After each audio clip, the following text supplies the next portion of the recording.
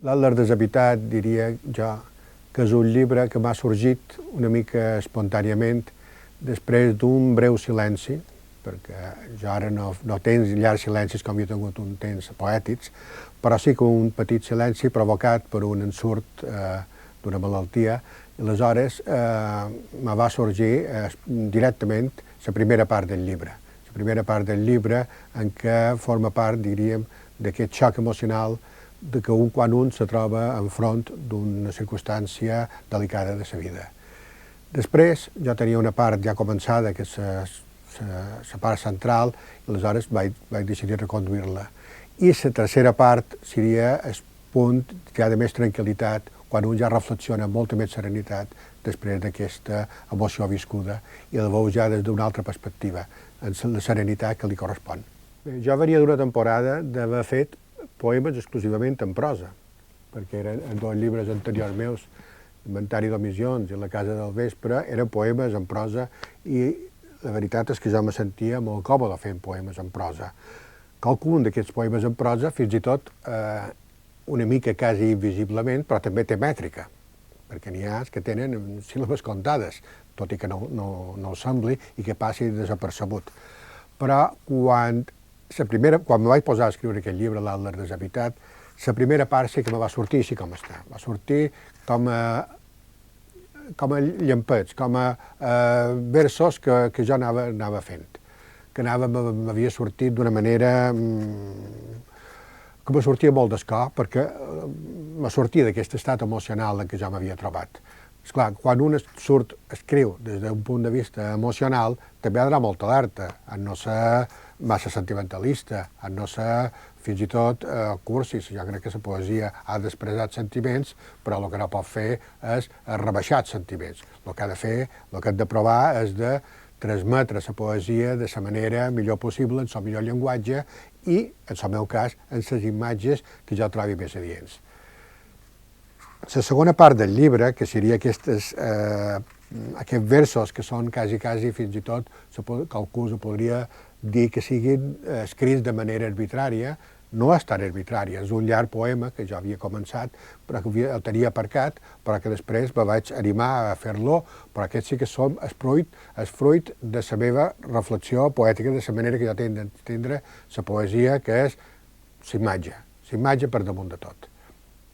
I després, a la tercera part, que seria aquest poema de les seques de gener, que és un poema llarg, en decasíl·labs, d'una manera molt més convencional, però que s'ajustava molt més, jo crec, a el que un escriu, en aquesta pausa que representa la vida després d'un xoc emocional i la vol reflexionar pensant que has d'anar molt alerta de les coses que passen, però no te ne pots amagar que la decrepitud, l'envelliment, ja és aquí.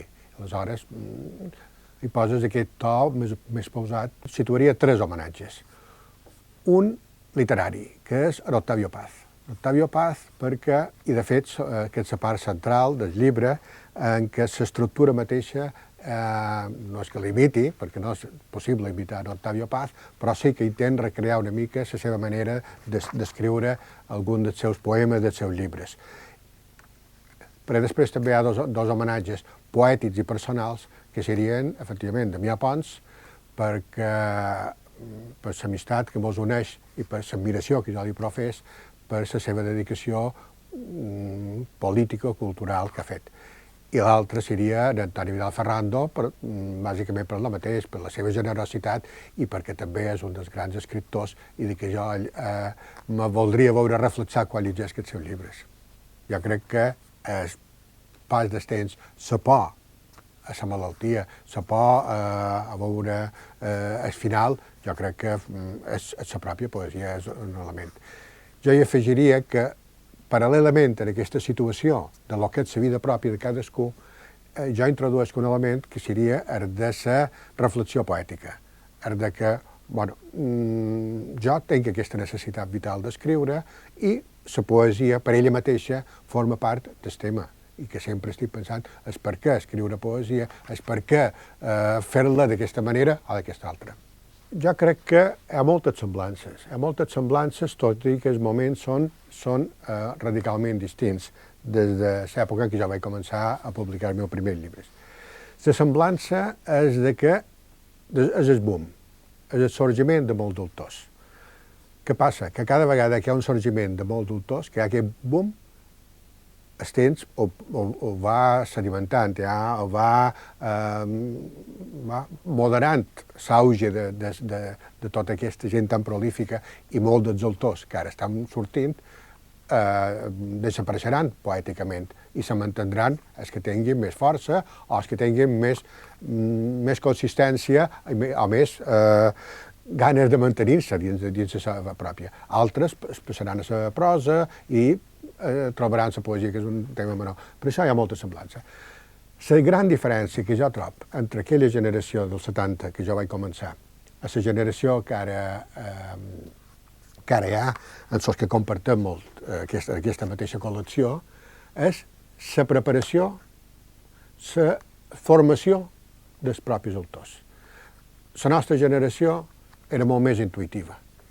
Llegíem dins un caos, dins un desordre. No hi havia aquesta. I ara tots esteu molt més formats, teniu, no sé si pots, en qualque moment fins i tot pots arribar a ser perjudicial, tanta formació perquè te pugui encorsetar, però crec que la formació és la part que ens pot diferenciar les dues generacions. Hi ha una diferència. Ara es dona una molt més importància a la paraula i a l'oralitat. Abans no era, però jo crec que hauríem de situar una mica la poesia dels anys 70, no tota, però molts dels meus companys, jo mateix estava dins ella, el nostre procedent no era la pròpia poesia, sinó que venia de la música. De la música o de les lletres de la música, de la cançó francesa o del folk americà.